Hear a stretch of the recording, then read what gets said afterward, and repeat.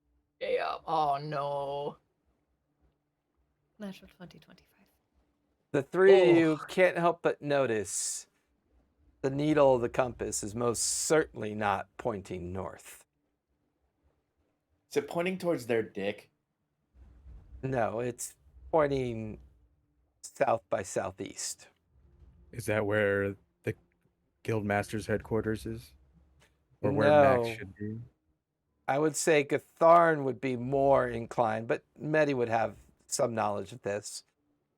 South by southeast takes you into the deepest part of the Lucidian Sea, the wide, open sea.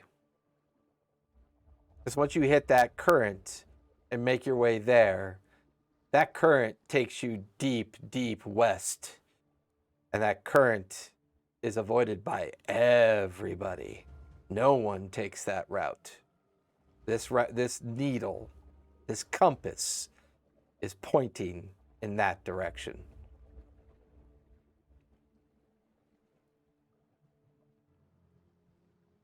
It'll absorb What's back, supposed to point to? cover back up. Old said he didn't know what the damn compass did. Seems that all that stuff I found was planted by someone else. Or he just didn't know. We had also asked a lot of people around the Revels, and we're trying to gather lore from other people to see what they thought also, but above game, Jason, now that it's attuned, what's it do? Fireball. I mean, at this point, hasn't revealed much to you. Okay. When you So absorbed it, no stats are changed or anything, or no. When you Okay. absorbed it, you mostly absorbed it out of desperation because they didn't want it to fall into the sisters' hands. Knowing that the false one was given to Medi for a specific purpose, they just wanted it immediately to protect it. Whether or not they've been revealed to, it was more of like a quick versus Yeah. an actual study. yeah, Okay. there's plenty of time to figure out what it does for you. Hopefully. Don't like that you added the hopefully. Looks like we need to interview this crew. So same type of thing as before with the three of them. Yep. Can we just do quick insight rolls on each of them to see how we feel about them and which ones Each would be of good yeah, to each of have? you give me insight with advantage as you're going to do this as a group.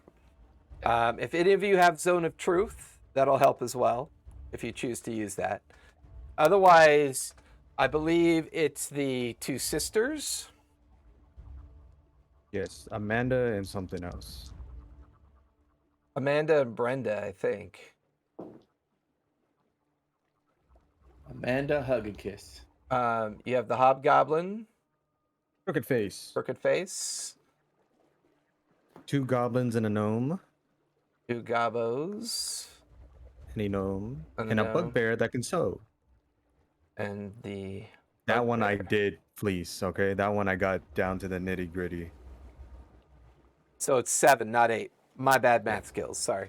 No, and then there was a No, I think it. Gronk. There was Gronk, the Yeah, the The other orc. orc. sergeant. Yeah. Yeah, the orc sergeant Gronk. Straight up brawler, that guy. you- Okay. The two sisters come in first together. They stand leaning on each other's shoulder and just look around. Thought we already did this morning. Is there something That was the- wrong? That was the preliminary round. Oh, well. Ask away. Start asking their skills, what they're capable of, and if they're a spy. They start going through their ability to hunt, their ability to see very well. You watch as one of them flourishes like a druidic skill, and the two of them look at each other awkwardly and go, "Spies? That's shit work." Both board as far as we're concerned. Right, sister? Right, sister.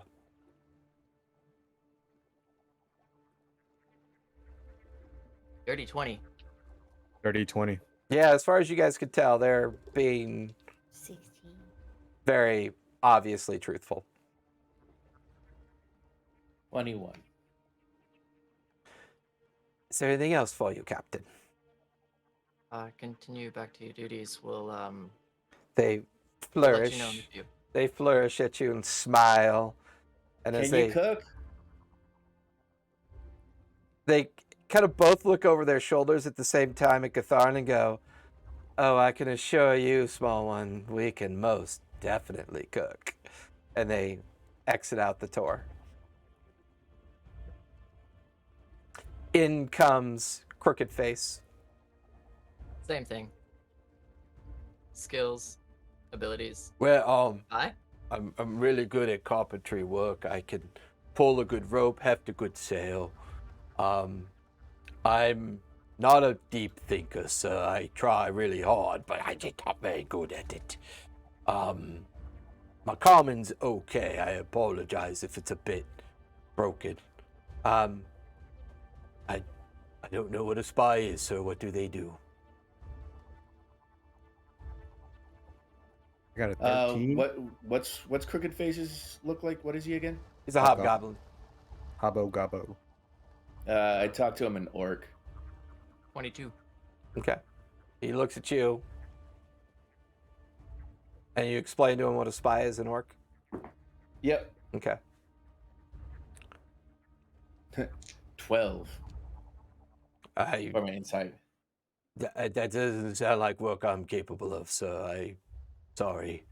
If you want me to do it, I can try, but he's being very honest, to the point of somewhat simple-minded. Can you cook? Yeah, I'm decent. I can cook a stew, make a loaf of bread.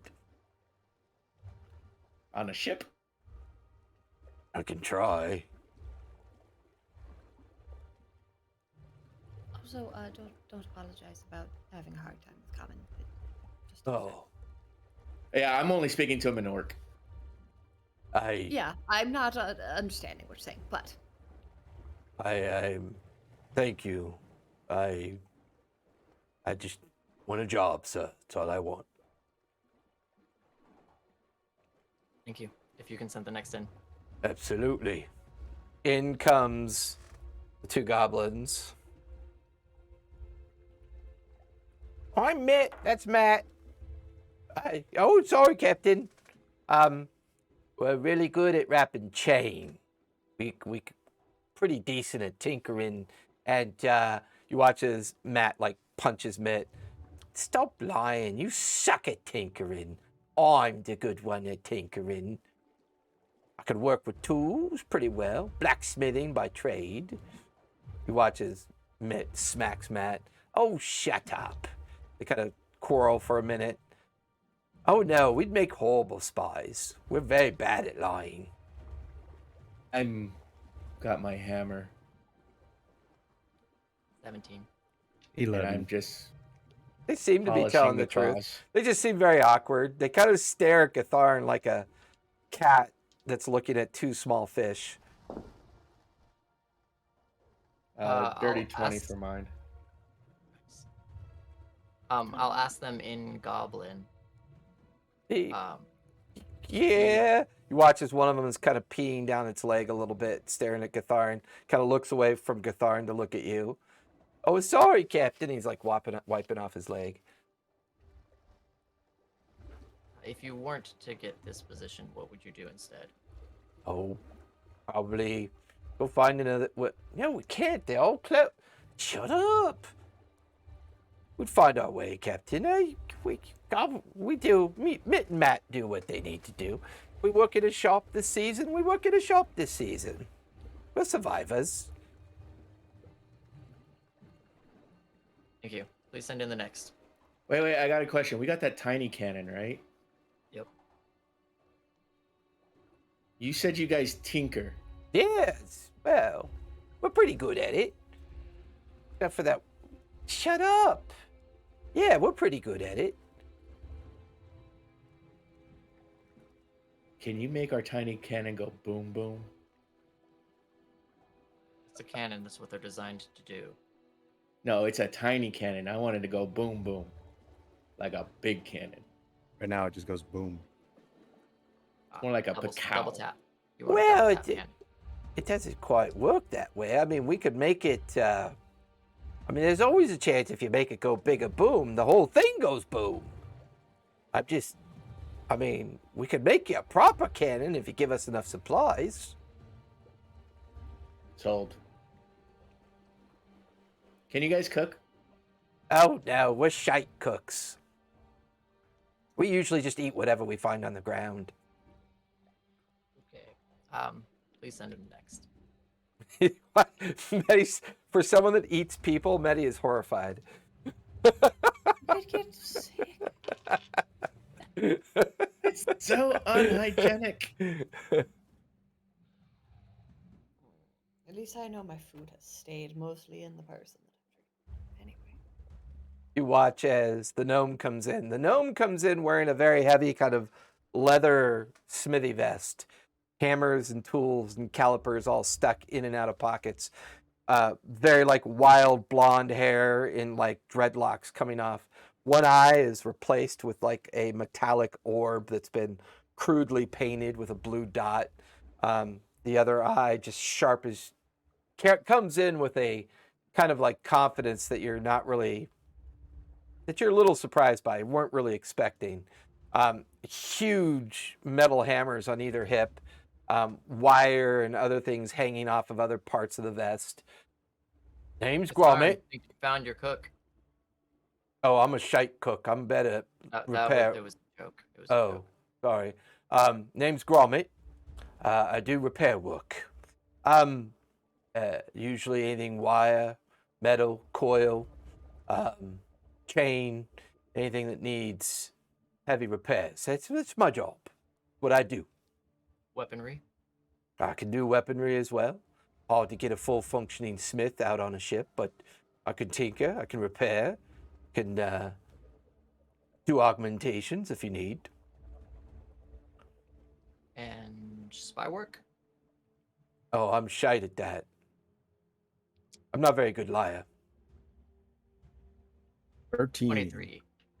Yeah, as far as you can tell, I mean, not only is he being truthful, but you notice a guild mark on his leather smock, and you recognize it as an artificer guild. It's called the Transparent Hand. Sounds fun. And you know that that order would never accept anybody of nefarious character. Perfect. They're about to have a person of nefarious character. Please send to the next. He leaves. Big hunched over bugbear has to stoop underneath and comes in, stands to his full 8 feet of height, kind of playing with his fingers nervously, heavily draped in different kinds of cloth and bits of silk and thread, and there's even like a strange thing on his shoulder with like a sponge and lots of needles hanging out of it. You can see that they're busy kind of working at something in their hands. My name is Bragosh. Before Omni can say anything, I just point at him. What is your problem? I get very nervous when I don't test well. You lot Written- make what? What? What? Is it written tests or practical? I can't write or read. I'm sorry. Or then how do you not test well? Well, like this feels like a test. You're failing. He's kind of shaking a little bit.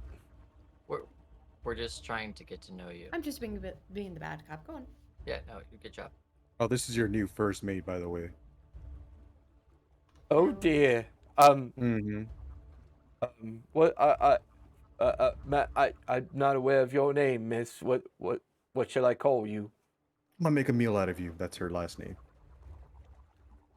Yeah, I think that it's something along those lines. But you can call me Maddie because it kind of rolls off the tongue a little bit easier. First mate Medi, may I? May you fucking what? There's something in your hair. Is it a finger? No, no, first mate. And he just kind of gingerly plucks an eye out of the folds of your hair and kind of throws it into the bucket nearby. Sorry. And none of the rest of you pointed that out. Just pointed. Thought you were making a fashion statement. Didn't see it. Did you not see it? Nope. I'm 3'2". Same questions. I'm really good at stitches. In fact, my nickname on most of my other ships that I've served, my nickname is Stitches. Regash is always difficult to remember. I repair sails, I repair leatherwork, cloth, anything that requires mending by stitch, I can do, sir. What about bodies? Sweet. I need a kilt. Don't know what a kilt is. I'm sorry, Captain Omni, what did you say? What about bodies? Stitches in bodies. Well, I Any mean, healing capabilities? I'll Or have are to you able to sew up wounds? I have to be honest with you, sir. Blood makes me faint. So, don't take it you're much of a fighter then. Well, I can hold the door for as long as it needs to be held. And he kind of holds his chin up with pride.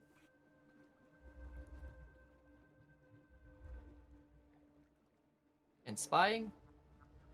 I don't imagine I'd be very good at that, sir. But if you want me to, I can try.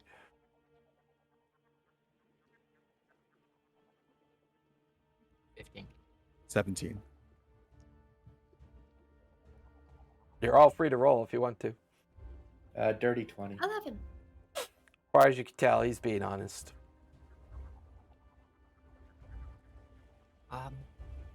Oh, sorry, Catharn. You have one more question? Oh yeah, can you cook? Yeah, one of my favorite things to do. I love to cook.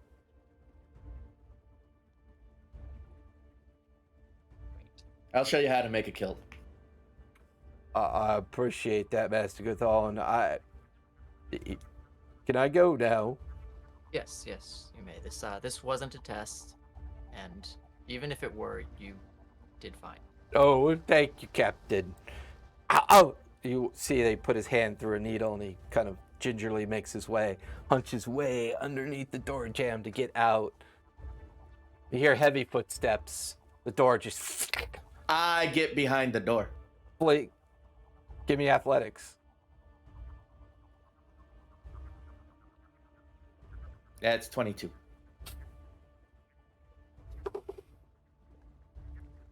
George like shaking and rattling and shaking. You just turn the handle. Yeah, I'm trying to, but this fucking door won't open. What the fuck is wrong with this door? And you If just you hear ask a bang. politely. May I please come in? Absolutely. Thank you for asking. I open the door. Sorry, it sticks a little Snake when means I'm door holding stop. it against it. Yeah. Sticks. A little.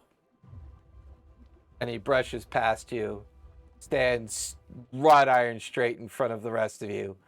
Name's Gronk. I only got one skill, sir. I like to kill people.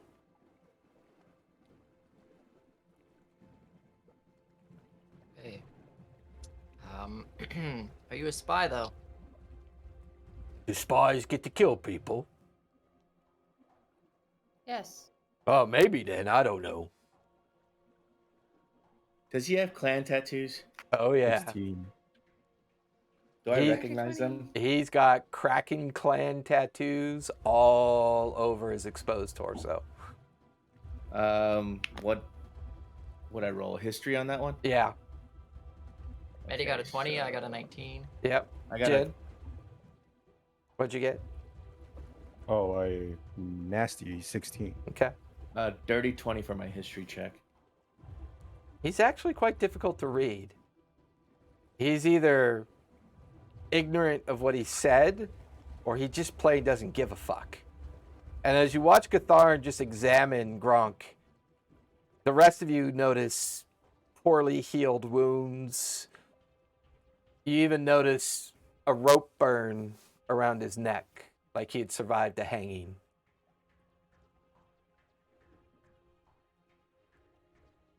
You don't mind us asking, what's that from? Oh, it's the one time I got caught, sir. And the circumstances behind it? Oh, well, let's just say not everybody's as good at making rope as old Stitches. Got caught doing what? Oh, well, I got into a bit of a bar fight. Yeah, you see, in Nicodranus, they don't take kindly to when you inadvertently kill what they call innocents. I mean, they were fucking cheaters.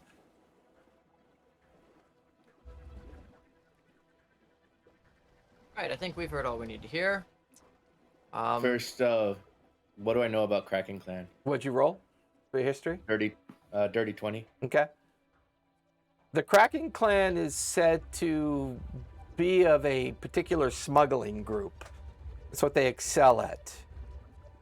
He is wearing the signatures of a brute.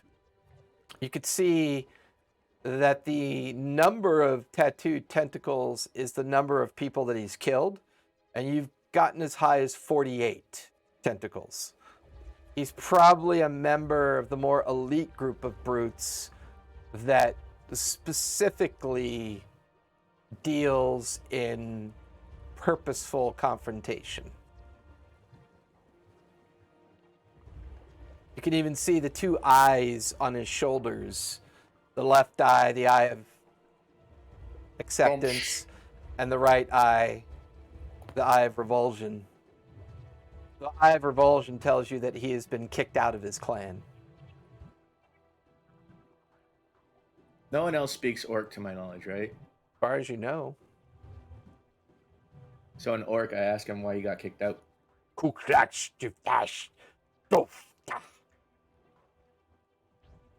Yeah, I don't know what that means. He says in a particular Orc accent, I guess I just killed one too many, or it's the wrong one. Don't know, don't care. I like him. That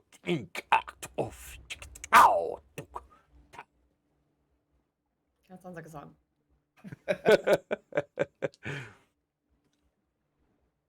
Yeah, whatever he just said.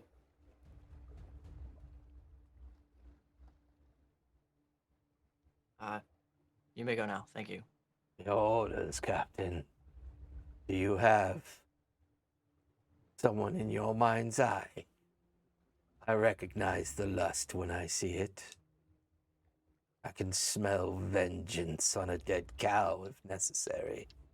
I can take care of whoever you need taken care of. It wouldn't be that hard. There are a few. I'm gonna like this ship. And he turns and heads out the door. What did he say? In Orc. He said, I don't know the difference between my left and right, but that's okay. It's an old Orc proverb.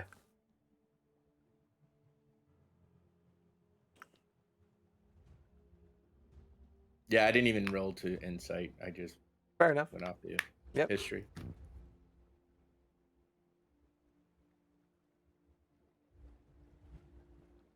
What do you think? To They're everybody. some weirdos. Mm. But we are A needed. gnome will definitely be particularly useful in different circumstances, as would the sisters.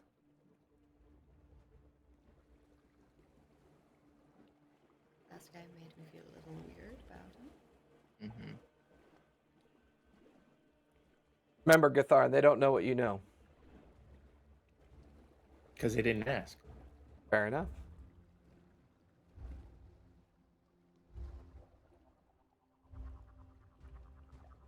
And what are your thoughts?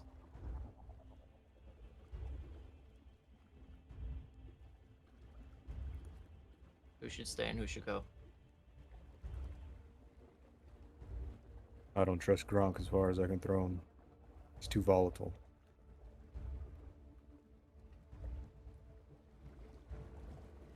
Darn.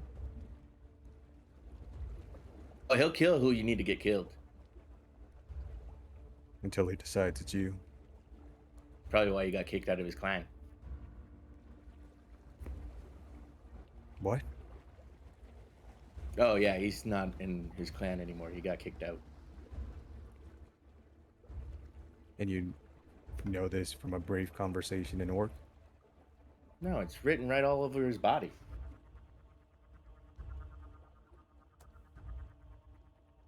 Okay.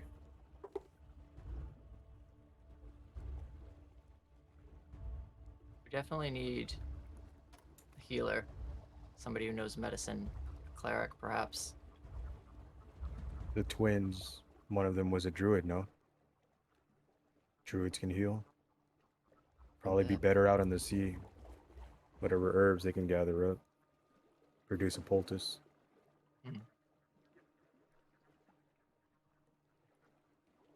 Well, I appreciate the goblin's effort. Not sure if it would Can't be say best that to have word them on. around.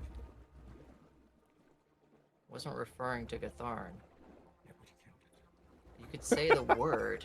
You just don't call him. What, like... We're not gonna go around not saying the word goblin. That's ridiculous. Ixnay on the Oblin game.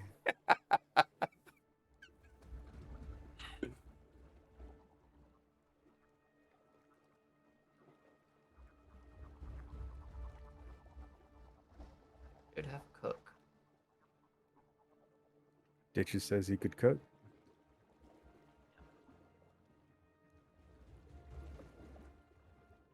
How about this? Stitches makes dinner tonight. And if you can cook, you can cook. If you can't cook, we'll hire one. That's fair. Was Crooked Face the hobgoblin? Yeah. Correct. Yep. What's your read on them? Dumb as a sack of bricks.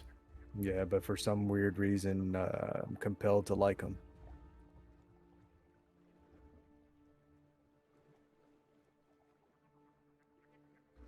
Awfully quiet there, first mate. No inputs. I don't know. Like, I feel like they're all being relatively honest. The only one that the goblin's weird. Both of them. They're weird. I don't know. I don't know their skill sets. Maybe they're more useful than they appear to be. And then that last guy just gave me some vibes that I didn't really like. But I agree. Maybe give them a shot. Can't write them off immediately. Above game, Omni, did you give us any insight into the Gnomes Guild? Oh, no. I will mention that. As far as the gnome is concerned, they are of very high repute, and their skill set is that of an artificer. So things that we want to enhance, and that tinkering ability, I feel that they would be at another level than what the goblins would be, considering that both of the goblins tend to contradict each other and who was good at what.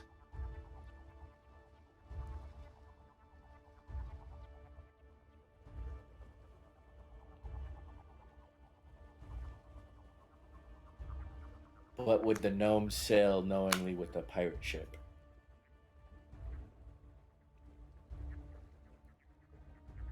Really made that choice yet, then? On what the next Yeah. steps are. Well, you plan on taking all of Thorvald's fleet on? be suicide. It would be. Yeah, and I got plans for the winter, so I'm not gonna die anytime soon. We can either be yoked to the aristocracy, or we can follow in the heels of the trailblazer, breaking chains, causing chaos. Or we can sail seas no one sailed before. Thinking back to the thing that Omni was saying earlier that was making Medi real uncomfortable. Maybe do a little bit of good along the way. Gatharin said, sail the seas that no one's ever sailed before. A little bit of a curl smile comes onto Omni's face.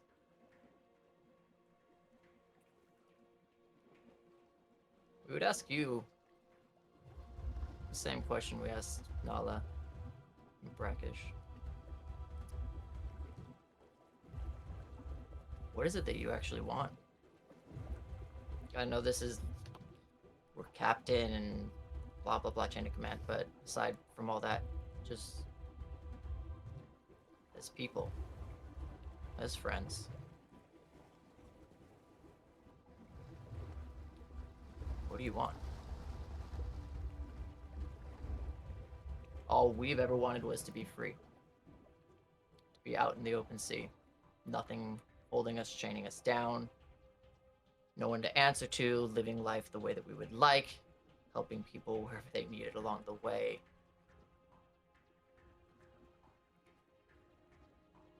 What do you want?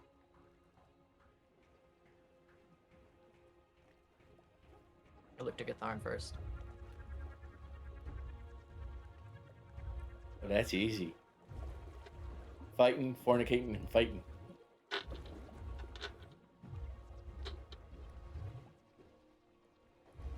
Oh, and feasting. Fighting, fornicating, and feasting. And fighting. You sure you just don't want to stay on the Revels, like always? The Revels is only for a week, and then it goes... No, I know. Seems like a lot more of that could be done on land. What draws you to the sea? Oh, my parents explored the lands, so I'm going to explore the seas.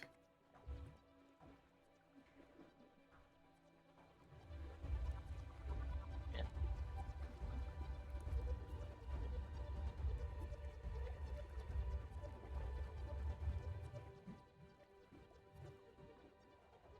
I'm looking for a thing, and I'm hunting a name.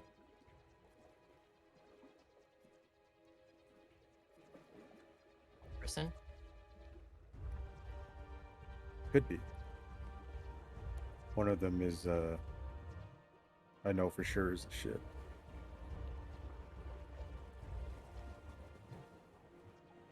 Know what it's called?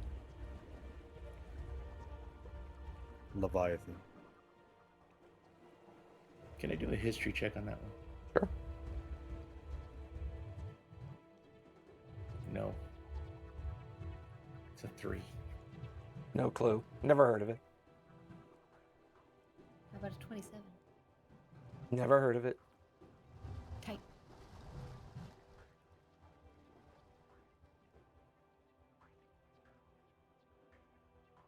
Is that all, Jen?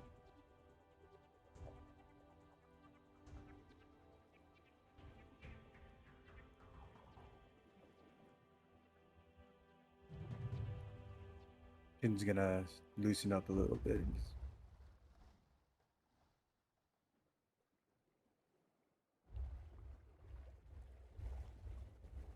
I like you all. And More so in the daytime, but that's fine. We're working on it.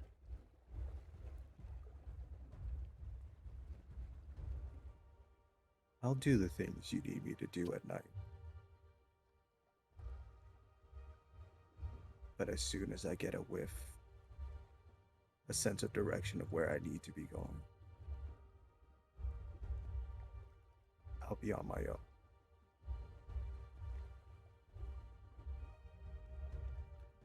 We'll see what we can do that maybe when that time comes, you won't have to be. We'll see. Eddie? Oh, just got some monsters to kill. I think that I've discovered some new ones, though. Anybody that would force a person into a cage. Not a big fan. Sometimes that cage is literal and metal, and sometimes it's a little bit more metaphysical.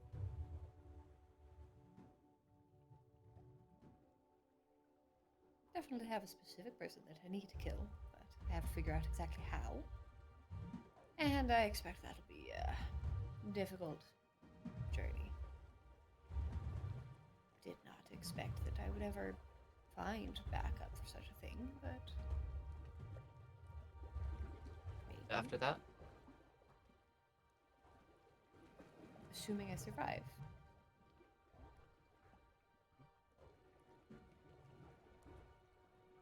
Continue to hunt down people doing similar things as long as I can. Eventually, I assume one of them will end me, but to try to take out as much as I can before I go.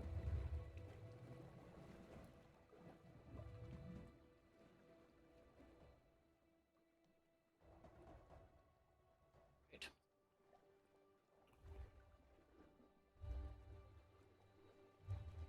We'll announce who will be remaining and who will be leaving after dinner.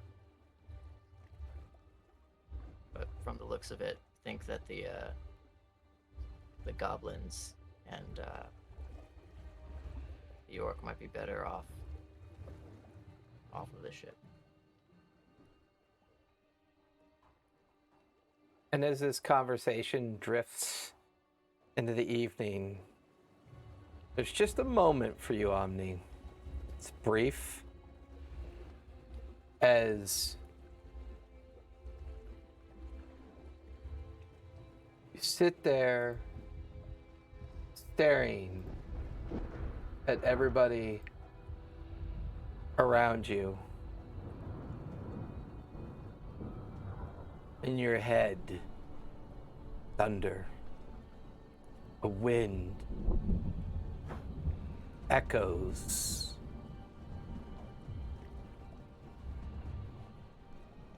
And then a disembodied voice deep in your mind. Yes. We don't need them for what we're about to do. You feel a tightness around your heart. You feel the compass kind of attach its tendrils deeper into bone, muscle, skin. And that voice.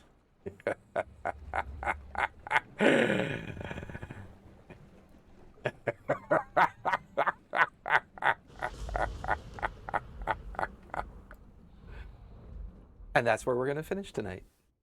For Joe lives again. Oh man, that was fun. That was really cool. I've been dying to get that part of the narrative done. I just wanted to get it done. Can I call dibs right now? I want at the top of the next session to have a conversation with Omni after everybody else leaves. Please. Yeah, I'm fair with that. Assuming Omni won't throw me out. Yeah. I mean, well, you know, Omni's reasonably fair. Omni's gonna do what Omni's gonna do, but you know, I will try to ask for it at least. Oh man, you don't want to miss next week because decisions are going to be made. Conversation with Medi and Omni to be had. I can't wait to drop money on Gatharn. Like, Got a pretty fun pit fight that's going to come up. That's going to play out nicely, I think. I've actually already rolled and built all that, so that should be very interesting to test to see how Gatharn does. Oh, by the way, surviving the triplets was a milestone, people. And you know what that means. Start doing your preparatory raising of a level to get ready so that when you take a long rest, you can take the effect. So, Only me and Omni get it because the other two were knocked out, right? it's not how no, milestone uh, works, Medi, but I appreciate your candor. XP Yeah, split. 'cause Medi was over there putting on a mating display instead of actually helping everybody. I gotta go I rescue the rescued captain Omni myself. I'm and gonna go wrecked rescue the them. captain by myself. Oh my, Wow. Don't my let anybody know. Yeah, my that sounds like southern a you sensibility problem. is just all heated up. That, you know, you Really just bad try to that the control bear water as opposed to exploded. ripping somebody's throat out. That sounds like a you. My favorite part was when she yanked out the spine. I thought that was bitching. That was fun. crazy. We didn't even see it. We just saw like a floating head and spine. Just, Yeah, like, dangled there. exactly. That was quite terrifying, to say the least. Oh, jeez. But yeah, so what is this Keth all about? Gronk and the goblins are being let go. Gatharn ready for the pit fights. Medi and Omni a conversation. Who are the triplets? Where'd they go? Who do they serve? What does the compass actually do? We have their ears so we can track them.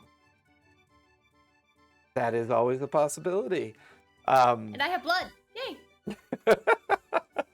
Oh, that's gonna be a thing for sure. Like everybody on the ship is gonna get a little vial. So everything you need to know about us is down below. Hit the abouts, visit our fellow creators. Come and hang out with us in the Discord where we give away dice and miniatures at the end of every week on this show, as long as you're a member of the Discord. This Thursday is a level 21 shot that you can participate in live on Twitch. If you're a member of our Discord, you just simply hit the accept on the event. Although I think I published it already, and I need to check that, but it might already be full. But if it is, put yourself in the tentative side of the accept. That puts you on the bubble in case someone has to take a pass, because life steps in from time to time. We are currently doing a monthly giveaway of Dungeon in a Box. Lots of fun. If you ever want to play a game, just open up that box and you got everything you need to play a game. And like I always say, hey, everybody, be kind, be safe, play a game. You'll love it. I promise. Good night, everybody. Thank you. Night. Good night, everybody.